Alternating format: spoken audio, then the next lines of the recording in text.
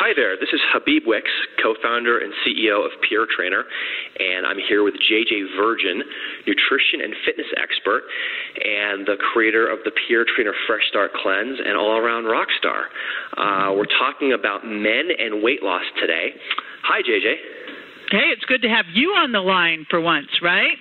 That's right. I've come out of hiding here. Well, I think we recognize that. I know you sent me some information that we're getting a lot of questions from the guys, and they were feeling underrepresented. That's true. That's so important because, you know, this is not a women's only program. This is really set up to work for men, to work for women, to work for families. So that's one of the things we want to get across. But I know that you're pointing out to me, Habib, that men have some different questions and different concerns, and that's what we want to address today. That's right. And we're seeing a lot of husband and wives. So the wives will come in, bring the husbands in, and that's awesome. But there's some questions and there's some differences, and I just wanted to just tap into your expertise to draw some of them out. So just to jump right in. First question, what are the biggest pitfalls that you see that men have sort of uniquely? Well, one of the good things you just said is that a lot of times the women are bringing the men into the cleanse, because one of the pitfalls I see is if the partner isn't on board, that there can be a challenge, because a lot of times the men aren't the ones going out to do the shopping, they aren't doing the food prep, and so they'll kind of take whatever's there. Right, and that can create some problems. And then you couple that with one of the other big pitfalls I see with men. And again, I'm going to generalize. This isn't everybody, so if this is not you, don't get mad at me. Sure. But I'm going to cite some research that I've seen is that most women can cite how many calories are in an apple and, in broccoli and chicken and how much fat, and but most men can't. Right. And so that lack of information, coupled with if they aren't being proactive at the store, can set them up to fail. Interesting. Just a lack of awareness. Yeah, lack of awareness, because it really hasn't been their role. And let's say that now all of a sudden they're divorced or they're widowed, and all of a sudden, I got to tell you, I'm at the store, and it's one of the few things I haven't outsourced in my life, because I love to grocery shop. I love it. It's like calming for me, but it's not calming for me when there's a confused man in the store hogging up the aisles, staring at stuff because they don't know what to do. And I always feel bad for them, because I think, oh my gosh, This sounds so familiar. I call it Whole Food shock. I find myself at Whole Foods, and I'm just like, all of a sudden, I freeze. I know what I want, but I freeze anyway. It's so funny. Mm-hmm. Because it just hasn't been your culture.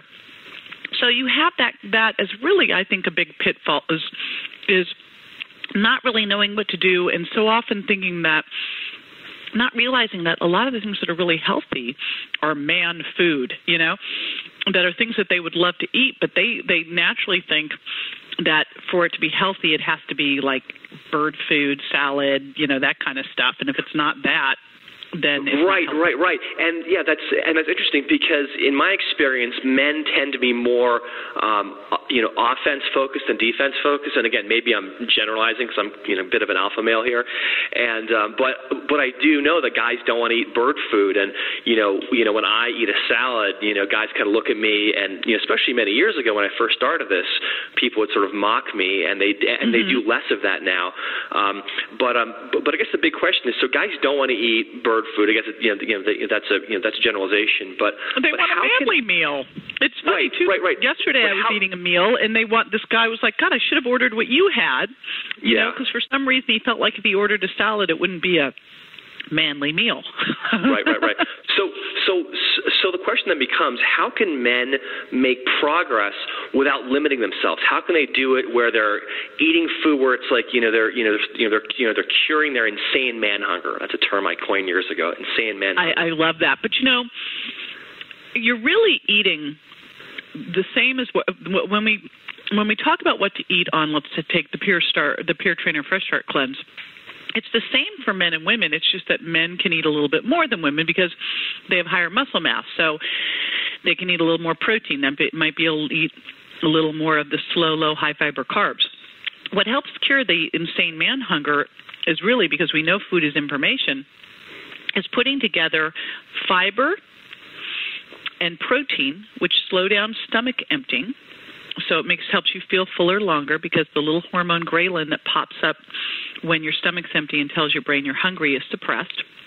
And then also some healthy fats are huge here too because they're going to help release neuropeptides in the small intestine to tell your brain you're hungry. So it's really, when you look at like what most men like, because women and men do have different tastes in food. I mean, we all tastes are genetic.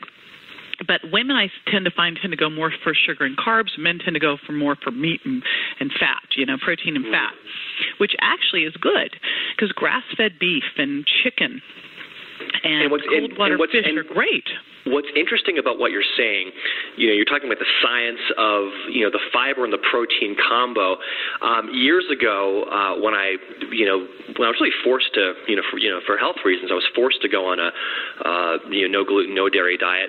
And then on top of that, when I pulled the gluten and the dairy out, I had so much energy. I started like marathon training with hardcore runners in Florida where I lived at the time. And I would get very hungry. And I developed what I called insane man hunger chili. And what I would do is I would take a pound of spinach, a whole container of hot salsa, a pound of grass-fed beef, and 2 cans of beans. Take some garlic and some spices. And I would just cook it all at once. It would take me about 10 minutes, and I would have this massive thing of food.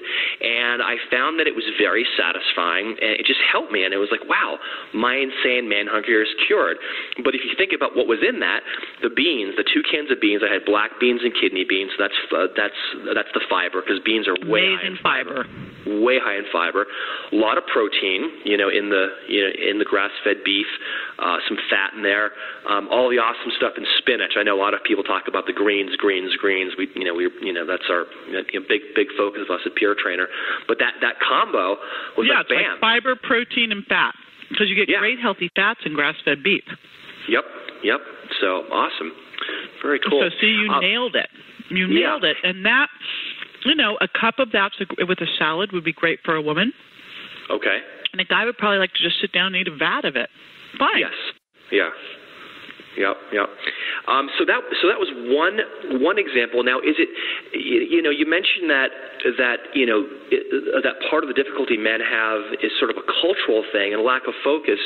Are there other tips you have for simplifying this process? For whatever reason, men don't want to get hyper granular on counting every single thing. What other tips do you have on making it simple for a guy who doesn't necessarily, hasn't sort of trained his brain to focus, and also is super busy. I mean, we're focused on, women are super busy too. So let's clear that plate. But right. I think it's more that we just they've never dialed into it, and so it's really about learning some real simple basics of what's protein. And making sure that each meal you're choosing high-quality protein, grass-fed beef, wild fish, pasture-fed pork, clean chicken or turkey. Making sure at each meal you're getting some healthy fat. So that could come from the grass-fed beef or it could come from the fish or raw nuts and seeds, avocado, olive oil, coconut milk. So we've got the protein, we've got healthy fats. You just learn those categories. Each meal has each. And then where are you going to get some low carbs, things with a lot of fiber, sweet potato, black beans, lentils, quinoa. And that's a pretty easy category because we keep that pretty limited. That's where people get in trouble. And then, of course, lots of vegetables, lots of non-starchy vegetables. This is where I find most men kind of fall down. And that's where you want to really look when you're out and going, okay, I always survey the menu, and where do I get more vegetables from? And then and you can always, when you're out at a restaurant, you can always order as a side, a side of Swiss chard, spinach, Brussels sprouts, all sorts of stuff, and they're usually $5. And if you're feeling adventurous, you can order 2 of them, and you have an entree. And I know that when I have meals like Joel Furman, for example, he'll eat just massive amounts of vegetables, and he's full. And then we go out skiing, and we ski bumps. And I'm gonna have to jump in there and say, I think for most men, you really want to make sure you're getting some protein and healthy fats in there too. For most men, just give me an example, and then actually that brought me to my next question. So you talk about clean, lean protein. so the sides, that's a really easy thing to get on the menu, those sides there. But then when you're at a restaurant, how do you know which protein is clean and lean? Because for guys, most guys, again, I'm generalizing here, but most guys, protein's not a problem. There's fish and there's steaks. We're already eating that, most of us. How do you, real world tip, how do you shift from the dirty stuff to the clean stuff when it comes to the protein? So let's talk about what's dirty. And it's really about grass-fed beef versus corn-fed beef. Whenever I see grass-fed beef on the menu, and it's really got to be grass-finished, not corn-finished, so all the way through grass-fed, whenever I see that, I jump on it because it's so rare, right? Or wild fish. If your beef or your fish is not wild or grass-fed, skip it. Okay, why? Because corn-fed beef is junk food because it changes the fatty acid profile of the meat. And so you're basically getting a high inflammatory meal. So a lot of times meat's going to be a better thing to cook at home where you can order from U.S. Wellness Meats and stock up. Right. So, right. And then wild fish, same thing. I mean, wild fish, they've really messed up fish because they're feeding it non-indigenous stuff like soy and, again, changing the fatty acid profile and then shooting up with hormones. So ideally, and this is where it's important when you're eating out. That's why I really love Chipotle. Yep. God, I sound like the spokesperson for Chipotle, but I love what they're doing with getting these no hormone added, no antibiotic added meat. So my point there is that even in some of the fast food restaurants now, you're able to get these things. And that's a great tip. So hold on. So a big tip here. So when you go to Chipotle, all the meat at Chipotle is non-junk food meat? Is that what you're saying? Well, the beef still fed corn, but at least the chicken, they've got pasture-fed and not grass-fed beef, but they've got the other stuff is fine because they don't put in the hormones into it. Okay. So then back to the fish for a second. So then back to the fish. Back to fish. So when you're in a restaurant, any fish that's caught in the ocean is basically okay. But you also got to watch out for mercury too. Is that right? Right. You want to eat wild fish, and basically, you want to eat Alaskan halibut, and you want to eat sole, salmon, scallops are our best choices. You really want to avoid swordfish, and I really limit tuna, which makes me sad because it's now a higher mercury fish too. So if you just remember salmon, halibut, sole, and scallops, you'll be better off. Those and sardines if you're not afraid of them, which I am. Sure. Now, what about things like shrimp and crabs? Because if you're anyone like me, I love shrimp and crabs. Is that? I think I know there's a whole big scary thing about they're bottom feeders and all that, but they're also tiny. Yeah. So I don't have any problem with lobster, shrimp, and crab, and scallops. Okay. Yeah. Good. Well, I grew up in Maine, so that's good to hear about the lobster there. So now, you work with lots of, famous people, lots of doctors. You've been doing this for years and years and years, and you've helped a lot of the guys. When you work with a private client, maybe one of your famous ones or not so famous ones, whatever it is, what does success for them look like? Because oftentimes you have these people who are, highly successful, and they might be like, rock star, movie star, one of these kind of things. Are they able to take that success and translate it, or are they just like everybody else, just like every other guy, where they're just not trained and need that training to be healthy? Here's the thing I would say is it doesn't matter whether you are a rock star, a CEO, Superman, because I've worked with all of them, and it really doesn't matter which one you are. It matters what you want. And ultimately what's going to dictate someone's success in this is if they really want to have the, change, if they want to make the change, if they want to have the impact. If they do, they'll make it work. What I find with a lot of these people that work so well is men are different than women. Women are like, okay, give me everything. I'm going to do this all myself, where men are natural delegators. And this is another area where you really need to bring in a team. And where I've had the most success with people people, is where they will bring a team in to help them be successful doing this. And it just, all of a sudden, it makes it so easy to do, right? So that's what I've seen with a lot of my CEOs and celebrities. I mean, especially with celebrities, you're going to get a team involved there, which is great.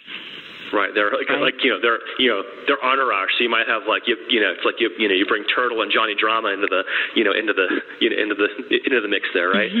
So I mean, but CEOs too, they have their team put in place to make sure that they've got the right food, to make sure that they're getting their labs done when they need to make sure they don't run out of their supplements. And honestly, it makes it so much easier to be successful at it. So, but we all can do that. We don't have to be a rock star to have a team help us do these things, right? Right, and sometimes just your wife or sibling or coworker or something that can be helpful. Yeah, it's so important to get some, and that's why I love Peer Trainer, because you've got the accountability and support. You've got to have some accountability and support, and really, whenever possible, there was that interesting study that looked at couples and your close friends. We do tend to start to look like our close friends and our couples and our significant other. So whenever possible, you want to have that significant other involved. Interesting. And just to we'll kind of close this down here to keep it short and sweet. But a lot of the success that we've seen with the Peer Trainer Fresh Start Cleanse has been people go in the protocol and all these changes happen. I know we have to be careful about how we talk about that success, but changes happen and it's usually all good. A lot of that is hormonal. Now you talk a lot about how the hormonal playing field changes when you go on a cleanse protocol to a certain degree, whether whether you're easing in or you're going all in. Is that just a woman thing, or does that affect men as well? That is not just a woman thing, and this is really important because I think that it's been really underestimated out there how big of a deal hormones are for men. Men go through andropause just like women go through menopause, and hormones are huge for men. Stress hormones and testosterone and estrogen. So, if men are eating foods that have been injected with testosterone or estrogens, we can create a major problem, especially the estrogenic stuff that you get in a lot of the plastics. Right. Now, I've heard that soy, I think it was Men's Health magazine, they ran something a couple of years ago where they said that soy contained estrogen and could lead to, man boobs and, various things. And, soy can lead to brain shrinkage and dementia in men. Really? Now, just a quick side note. In 20 seconds, why is soy so bad? Why do you and Jackie, you guys are always talking about soy? I know, we're soy bashers. Well, especially for men, because it's really clear with men that it can lead to dementia, brain shrinkage, and with boys won't develop as well. So I'm really anti it in kids and in men. But soy is an issue because it's genetically modified, because the goitrogens can lower thyroid function, but it is estrogenic. And men do not want to be eating estrogenic foods. We are going to... Men do have some estrogen, but that's one of the things that you want to check is you want to make sure that both you're detoxifying your testosterone well and you're not converting it over to estrogens, which will give you man boobs and create problems. So, but hormones are really critical here. Remember, men can lower their testosterone because of high stress hormones, and you can elevate your stress hormones because of the food you eat. So if you're eating this, high sugar diet, you're going to have a problem. You also need good protein and good healthy fats to be able to make and carry your hormones. Okay, so hold on a second. Another tangent here. But you hear a lot, especially now, you're hearing a lot about testosterone treatment, low T. You hear these ads on the radio, on TV. Do you have low T? How does one fix that? How does one increase their testosterone, and how does that work? So there's a whole. This is where things get complicated, and I know we're trying to keep this simple, but for the people that really want to understand what's going on there and understand that there's a method to the madness, there's a lot of science behind this. There's a reason that we're telling you to eat these things is, number one, we're pulling out foods that could be estrogenic, and those are plastics, believe it or not, milk, because of what they add to the milk, a lot of the farm-raised animals because of what they do there, and soy. Then we're also giving you things like fiber that can help detoxify the estrogens. So that's another critical thing. We're also looking at cortisol. When you're eating wrong, you are going to raise both insulin and cortisol. And if you've got higher cortisol, you actually are going to block testosterone production. So that's another issue. And then remember, yeah, I mean, this is a huge crisis for men, by the way. It used to be that around 57, 58 years old, men's testosterone started to go down. Now we're seeing more estrogenic men because of the food that they're eating. And we're also seeing men with lower testosterone because of the chronic stress in their 30s. I mean, I just looked at someone's labs today, and this guy is early 40s with very low testosterone and very high fasting blood sugar, and he has a great diet. It's all stress. And stress can come from diet. You know, if you're eating the wrong diet, it can raise stress hormones, or you're not eating. So hold on a second. Hold on. Let's just break it down to a real-world thing. So cortisol, so something like drinking coffee can increase cortisol, which can reduce your testosterone. Is that what you're saying? Well, excess coffee keeps adrenaline around. It's actually a little different mechanism, but it can create problems, can create some adrenal problems. You know, there's a lot of things here that can create issues. And that's why, I mean, all these things that we didn't put things in here to be mean. We put things in here because ultimately we're trying to make sure that we're reducing inflammation. Right. We were improving hormone response. And remember, it's not just about normalizing cortisol and insulin. It's also about being able to make your sex hormones, make testosterone, and carry it well, and then allow your receptors to be able to hear it well. And so the types of fats you eat are critical for that, because if you eat the wrong types of fats that are damaged, that are, too much saturated fat, and too much damaged fat can make your membrane stiff, can make your receptors less able to hear the messages. And then you need proteins to make and carry your hormones. So everything's put in here for a reason. Got it. That's cool. And again, yeah, I mean, this can get really complicated, but I guess the bottom line here is that this is just a generally very helpful protocol. It's also new, so a lot of these things you're saying are new. When you say gluten and soy and then corn, everyone's like, what? Or a lot of people are like, what are you talking about? So it's helpful to know, it's helpful to know, these broad benefits beyond just losing some weight. That final question here. So as people get older, things start breaking down, 40, 50 and beyond. What do you recommend in addition to the dietary changes? So we're going to eat more vegetables and increase our lean, shift to lean, clean protein, increase our fiber and all that. What is critical on the supplementation side? What's the base level thing that guys should be looking for on the supplement side? So there's some things that are similar, and then there's some things that are different. I mean, baseline, I'm really an advocate that everyone should take a good daily multivitamin, mineral, antioxidant, essential fatty acid supplement, which is not one pill. Right. So everybody needs that. Everybody needs antioxidants, vitamin, mineral, essential fatty acids, at least EPA and DHA, omega-3s, but often I like to have GLA in there too. So that's the foundation. And most men I find do well with some extra magnesium, especially if they've got any hypertension, high blood pressure, extra magnesium. And then for men, and again, this is really kind of proactive, I really like men being on a basic prostate support formula. I'd look back at that's the thing that as you get older, most men are going to have an issue with. So something that's got saw palmetto in it, big. I love pygeum. So that's another thing that I would look at as really important for men. Okay. And what about the fish oils and the CoQ10? I know my dad had a heart attack last year, and remember, that was the basics, was to have all of that. And then how much more you need. Anyone on a statin is going to need CoQ10. Anyone with anything going on cardiovascularly, you should be on CoQ10, or if you're an athlete. I mean, I'd love to have everyone on CoQ10, but, it's like once I start I'd love to have you on everything, and then you've got a Dixie cup full of pills. So the basic would be a basic multivitamin, mineral, antioxidant, and essential fatty acid. I like to bring up the fish oils a little bit, but I do that to be based on diet. Someone who's eating fish 3-4 times a week is probably fine.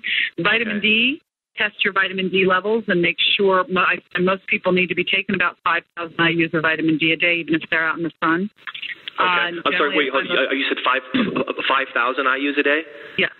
Okay, because vitamin D, I mean, every single day now you're hearing more scientific studies saying that vitamin D is linked to lower levels of bad stuff, higher levels of good stuff, reduces colds, all sorts of stuff.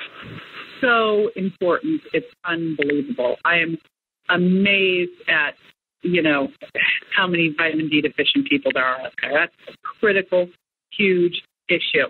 Magnesium is another one that I think 300 to 500 milligrams of magnesium. Some people need as much as 1,000. Add that. And again, the prostate support formula. I love palmetto and pygeum there. Those are basic heart stuff, CoQ10. I know we're going to be working on more specific, like if you've got heart issues, if you've got stress issues, if you've got blood sugar issues. And that's really where, we have our foundational support, good diet, starting the day with the shake and fiber, and then we'd add based on, what issues you've got from stress to sleep to athlete to all that. So, build on that. Well, this has been super helpful. Thanks for taking more time to share your thoughts with us. Any final thoughts you have, or final advice for guys who are like, can I really do this? Is there really a benefit? What's one final comment you have for guys who might be kind of on the fence and like, should I do this? Can I do this? Here's the thing. This is way easier than you realize it is, and that's what I really want to impress on people. It's really just setting yourself up. And once you get this set up, that you learn to start the day with the shake, and then you get used to what you should be ordering for lunch, and you work with, whether you're bringing dinner in or you've got your spouse doing that, what dinner is and what you can keep around the office for snacks or travel with snacks. It becomes, and I'm not a big snack fan, but we always have to keep something with us, apple and almond butter, jerky. It becomes so simple. And that's what I really want to impress on people is you might go, oh my gosh, but this is really actually simple. And what I find so often, Habib, is when people switch over to this, and of course we know they feel so much different, they're like blown away. But the biggest thing I hear that I love the most is they go, oh my gosh, this is easy, and I actually like what I'm eating better. Good. Right?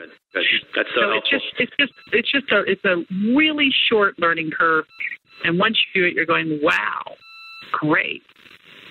Awesome. Well, thanks. We're going to wrap that up, and we'll see you guys on the cleanse. All righty.